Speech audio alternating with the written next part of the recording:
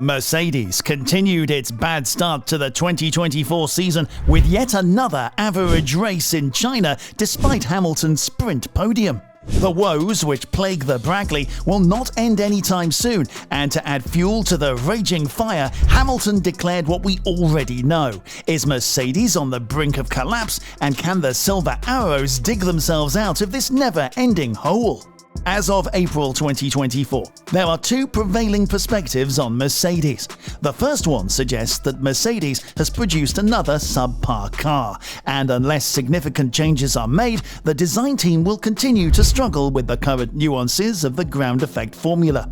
Lewis Hamilton's departure from the German brand to join Ferrari should have been a clear indicator, but many were too fixated on the idea of a conceptual change magically reviving the team's fortunes. On the other hand, the second perspective sees the W15 as an entirely new car, which the team has had to understand from scratch. Given the limited testing opportunities in modern Formula One, the opening races of the calendar had to serve as an extended testing session. The engineers are diligently working on the car, hoping to uncover untapped performance potential.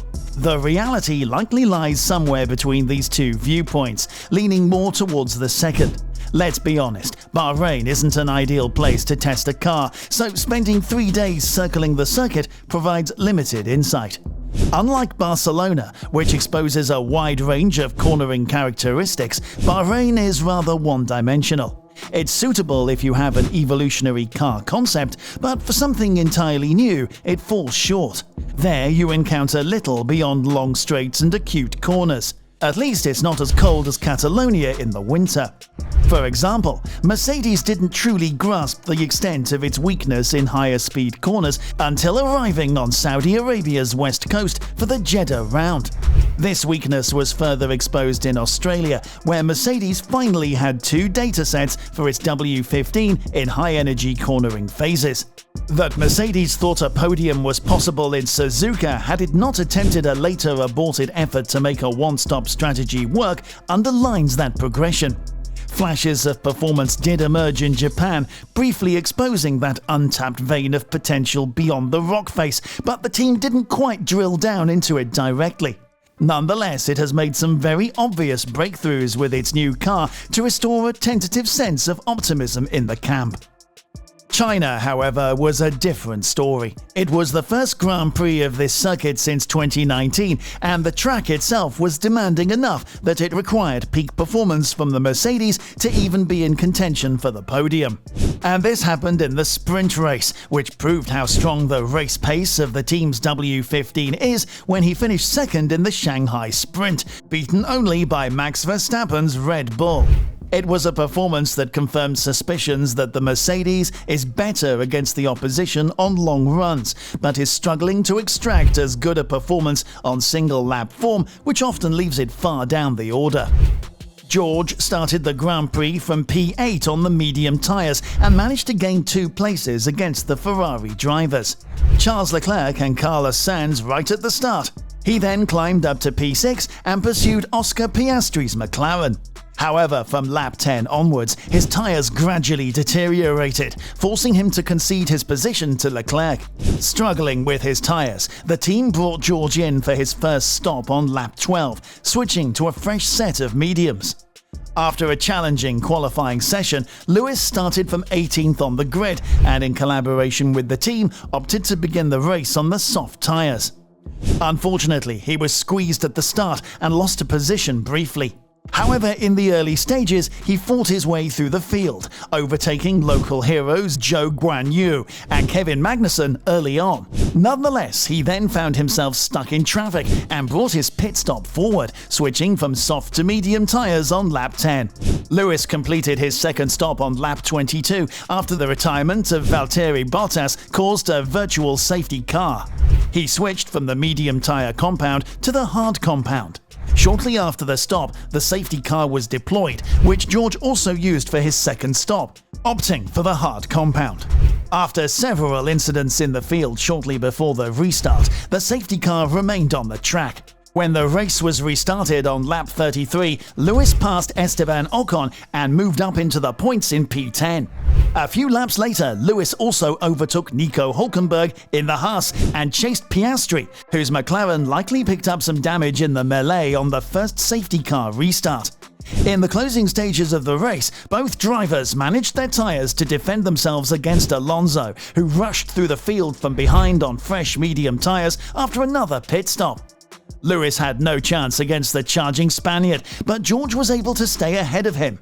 In the end, George and Lewis saw the checkered flag after 56 laps in P6 and P9.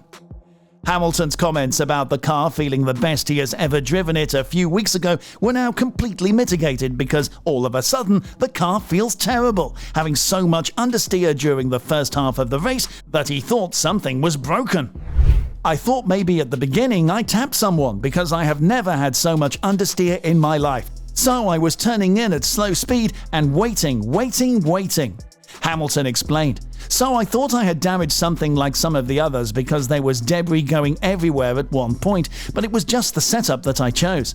With better decisions on setup, maybe we would be around where George Russell, who finished 6th, is. But we just have to keep fighting. Hamilton passed a few more midfielders and benefited from the clash between Lance Stroll and Daniel Ricciardo to claim 9th.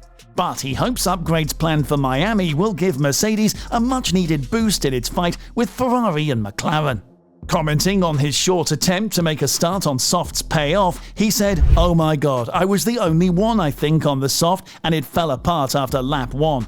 It was very difficult. It definitely wasn't better than expected. We expected to be somewhere around there," he added, speaking to Sky Sports F1. "Hopefully we have some step forward coming in next race.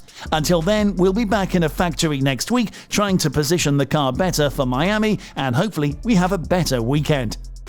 Even after a major revamp, it seems highly unlikely that Mercedes would pull off such a miraculous turn of events in a single winter that it would invade Red Bull's domain.